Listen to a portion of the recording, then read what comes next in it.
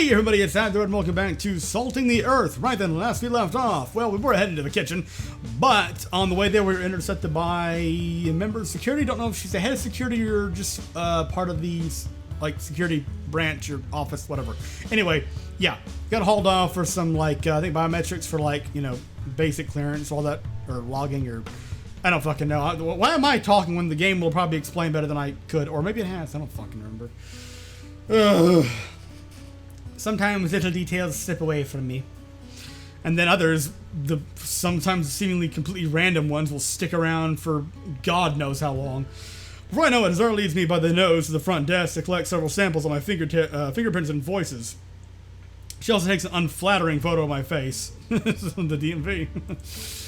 I suppose photography is not a required skill for security personnel. The angle's a bit low, the lighting's all wrong. He uses the photo only for security usage. Despite Asari's vibe, I'm unsure I like her.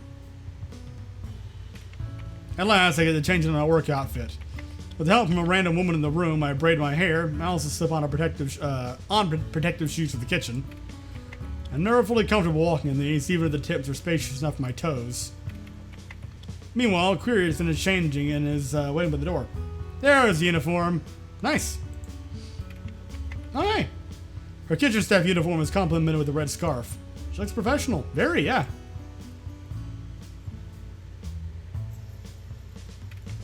Query drags her feet toward the kitchen. She stayed silent ever since we reached the elevator. Also, by the way, if you hear any weird clicking or squeaking, I'm trying to keep it away from the mic. I don't know. But I'm kind of just fidgeting with something to kind of help me focus. I kind of recently started doing this again. Mostly because I found the damn thing. And it really does seem like it's helping me. I actually focus on reading and kind of getting out a bit more coherent sentences and just being able to... I was trying to think of the right word, but then it's not emote. It's not... I don't think that's a... What I was about to say, I don't think it was a word. I shall check just to make sure. How about, come here, fucking dictionary. Fucking hell. If you can load, whenever the fuck you're ready for it. God damn it. Fuck, I legit can't find the word. Basically to express more clearly, what I'm trying to say, what I want to say, what I'd like to say, without tripping over myself too much. I mean, I've never been really great at speaking, just, off the bat, or, well... what do we have to... No, I don't... Is that the right expression? Okay, I'm not getting back on another one of those. I just came off one and that didn't get me anywhere. Let's do that again. Oh, yeah, okay. But yeah, I ordered a replacement, though, that shouldn't make as much noise. This one just kind of got ruined, unfortunately. But anyway, let's continue. Sorry about that brief tangent. I just wanted to give a brief explanation. If you hear it in the background, I am sorry. I mean, also my fan running, but it's... when I did our test recording, it sounded like... I mean, it was very, very low to the point where I could barely hear it, even with nothing else going on. So I'm hoping with the game music and everything as well, it should be even less noticeable than it was with just, complete silence otherwise. So, but if it does show up, I'm sorry, it's just really hot in here. Hey, Query yanks her hand back up when I try to touch her. Sorry, we're still not at touching stage yet. Yeah, well, I mean, not the hands. I'm sorry. What happened again? Oops. Query nods. The little, pause sometimes when it... Okay. The kitchen is twice as big as what I was used to and also twice as neat. Everything's all shiny. Again, very detailed backgrounds. I do like these. The large ventilations must be worth every cent they paid for them. I can't get any smoking scent from the air. There are separate areas for different cooking processes. Washing, preparing, cooking, serving, and cleaning. Wow. Query leaves me behind and finishes and moves fresh ingredients out from out of the large fridge. Hey, what am I supposed to do? Query frowns and shakes her head. With her fancy scarf, I was under the impression Query was the head chef. Never thought to ask her. A cook walls into me with this tray full of frozen meat. Can you move? He grumbles in annoyance. Sorry. Thank you. The kitchen in the morning is hectic. Everyone's staying in their designated areas. Sakan? Hey. A cook to the door calls out to me. She was the woman I greeted in the elevator. Sakana, if I remember correctly. An intimidating figure, just like many others I've met in this building. Oh! Should I put something? Maybe prepare the meat? Sakana was walking around expecting equipment when we first came inside. You run around in the kitchen like chicken, obstructing others. Sorry. You want work? Talk to head chef. She just walked in. Who? The woman bobs her head towards the figure that just slipped to the kitchen door. Good morning, everyone. Her mellow voice comes first before she enters my full view. No fire, only calmness. Calmness, there. Okay, this is a nice little kind of relaxed beat like this. She sounds different from the previous two head chefs I worked for. Good morning, Ida. Oh! You were the other option on the front screen. Okay.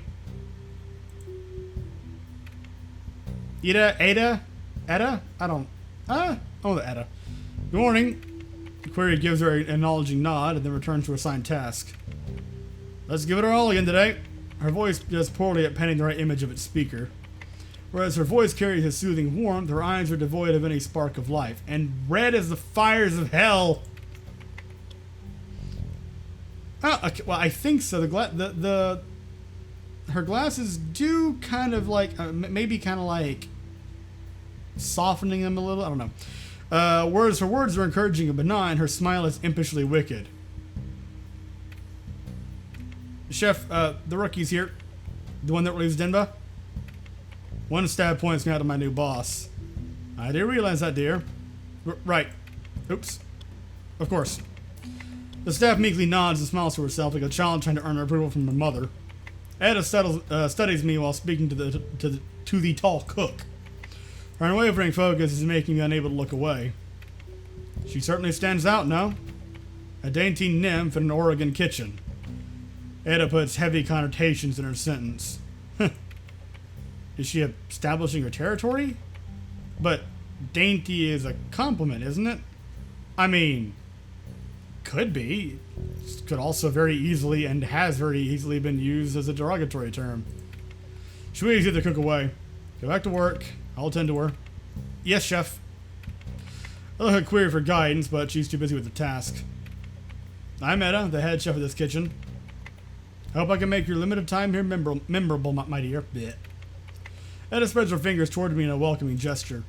Well, you're going to say something, correct? I'll hold her extended hand in mine and give it a squeeze. Ru Chirawati. I go by Ru. Ru it is. Thank you for your introduction. My cheeks burn when her warm hand encases mine. It's so easy to feel dwarfed in her overwhelming presence.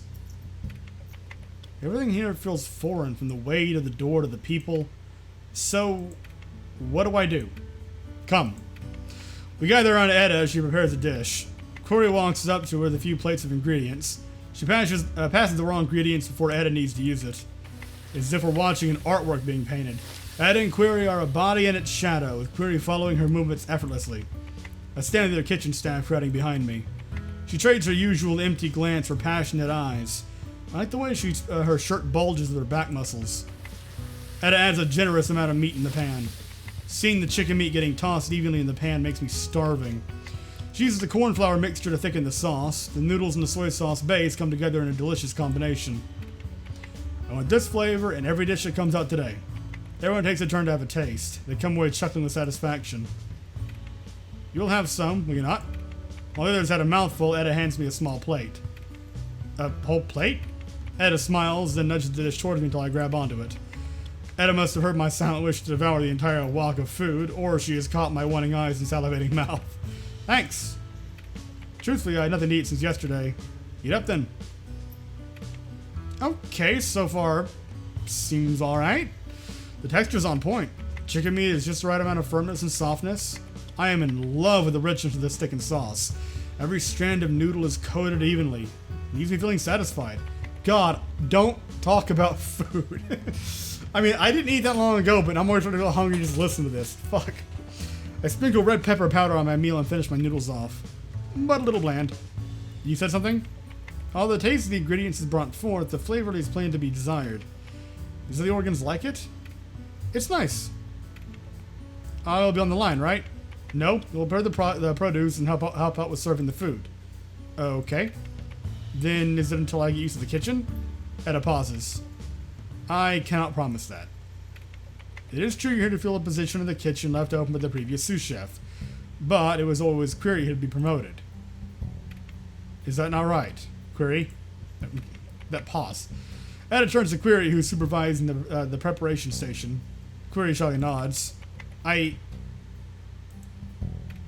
There must have been a miscommunication with the boss. It was our mistake. We can still pay you the sous chef rate. No, I want to be here for the same as others. This is so humiliating. Ugh, yeah, that would be very awkward. Oh God, I don't ugh, no, I don't like. Kind of putting myself in that position. That'd feel awful. As soon as I start my work for the day, I find out about the good news and the bad news. The good news is they use the same vegetables as what I was used to. The bad news is they require double the vegetables as nymphs or humans do. I mean, yeah, they're bigger, so they'd probably require a bigger diet. You know, they burn more energy. They need more energy. After spending immeasurable hours on peeling potatoes back home, I thought I've escaped it by now. Or in this pause is overdone by 20 seconds. My ears perk up, trying to absorb as much information as possible. But really? I think it passes. You'll remake this, will you not? Yes, chef. Right away. Etta doesn't shout, very unlike the other chefs I work with. Even in the end, she is still a tight ass. Feels like very much like a kind of very firm, in control, doesn't need to shout because, you know, she is the queen here. It's difficult to tell from this angle, especially with her apron on. I draw in a sharp breath. I'm not even checking her out. I need to get laid. Stat. What? Okay. You managed to turn that into it. Okay, never mind. It would be nice if I could fit in by the end of the week. I want to become a cog in this kitchen engine, where I can find the right utensils in the kitchen, which staff is on which workstation, and so on. That'd be impressed me then. Rue, I forget what it was like before you were here, she would say. Because, my dear, you are an amazing cook, quick, efficient, and possess a great body. Humble, too. I could just kiss you. God, your imagination goes places. But I have to work, okay? Because doing it here is very unprofessional. I giggled to myself, which earns me a few glances. I have to admit, these staff worth every cent. Every time I look over them without fail, they would be hard at work without a word of complaint. My bucket needs another dozen potatoes to get full, and the other staff have filled their second one. Query peels faster than the others. She even strips his skin, spiraling downward into the waste bucket. Sakan makes time to help me lift my heavy vegetable bucket to the preparation station. I feel a little useless. No, I should stop being so hard on myself. It's my first day, and the others have better physical capabilities than I do. That's true, they do. It would be better to find kind of a niche that fits so you're not, you know, holding back production. Find something you can do that fits, you know, your abilities, what you're fully capable of, you know, as opposed to trying to shove you into shoes that you don't quite fit in, you know. You walk around and they're too big, they flop around and maybe even fall off. It's that sort of, that's a weird metaphor, but I mean, maybe you kind of get what I'm going at here. It's not a matter of like you need to be like pitied or given something less, but given the right job, you know, that befits you, what you can do, what you can handle, without seeming patronizing or something. Easier said than done, of course, but that's just giving up now is pointless. True. It's fine to take time. It's fine to take time observing the trade. It's near lunchtime. I want at least I can handle serving the food. People have filled up the tables by the time we bring the food outside. Wow, look at you. A brand new face? Hey, I'm rude sure what... Whoa! Query appears behind me and nudges me towards the tray of vegetables. I serve here? Query nods. I'm sure what happened back then, but we're back on smiley terms. Alright. Usual, please. Usual? Double everything.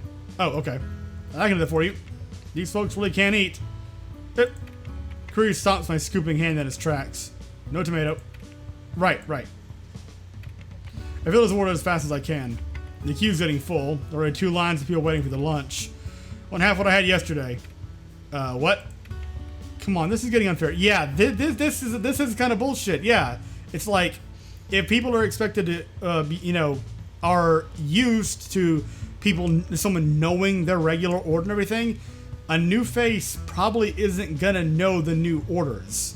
They need to have time to use it. Even if you give them a fucking like list of this person needs this and this person needs this and they have to memorize it, that's still kind of like, it's still something you have to get used to. You have to get it ingrained in your head and your muscle memory and everything. This almost feels, well, I don't want to say it feels like a setup because I don't want to sound too paranoid and too cynical about it, but I don't know. Corey has to remind me how much to fill the tray once again. Here you go, enjoy. 3 lines of people are queuing now. Still, no sign of Durong among them. Guess he's coming. Seafood fried rice, please. Do we even serve that today? Don't make faces at residents.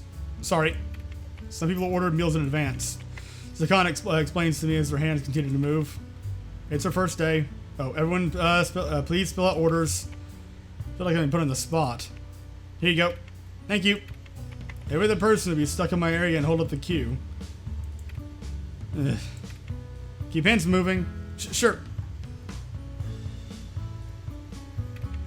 It's calmed down a bit at the end of lunch. Not as hungry as I thought I would be, thanks to the plate of noodles I got from Etta. Does it count as special treatment from the head chef? I'll go into the plate regardless. The food we have is decent.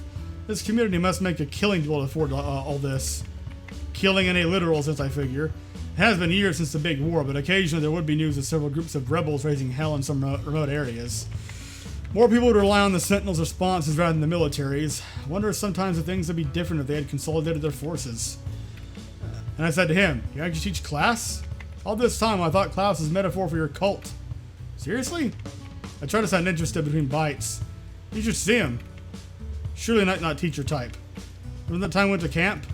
I get stumped and start discussing the past I didn't participate in. Some of these people have been acquainted for longer than I've been alive. Just one more way to make you feel like you're just, really and truly an outsider. Ugh, not a pleasant, just, ugh. Query quietly eats her meal at the table next to us. I should have joined her instead of using this group. I might be at the same table, eating the same food, talking the same thing, but I am not part of their conversation. Yamgon isn't here either. Apparently she prefers to have her meal down in the basement with the eel woman. Durong said she wasn't the nicest type, but how much conversation could you have with someone that can't talk? He's over 50 now. He'll be retired by his age. 50? These staff are on the subject of a former resident. Bit young for retirement, don't you think? Oregon's up past 150, right? He's a gray. Gray? Oh, of course you didn't know. Gray-skinned. They don't live long. Since Oregons weren't a substantial part of my life, I had no reason to read up on them. Only knew the major differences between us through the news and books. I come to think of it, there were a few discolored Oregons back at lunch, Jesus. Zarya too would be who they call a gray, wouldn't she? That's quite sad. I had a gray cousin too. Died at age 55. She swallows a large piece of meat before continuing. She lived in a communal house for grays. I had to take leave and tended to her until she passed away. No children? Root? Durong surprised me when she poked me in the shoulder blade. I jolt forward from a ticklish jab. Ow, ow, ow, ow! Somehow, she takes as encouragement. Durong keeps poking till I look up at her. What? Let's talk. Okay? Durong gives their staff her salute, then walks to a faraway table. Excuse me, girls. Hey, love. Here for lunch? And I think I'll end this episode here. Thank you very much. Thank you very much for watching. I hope you enjoyed, and I'll see you next time.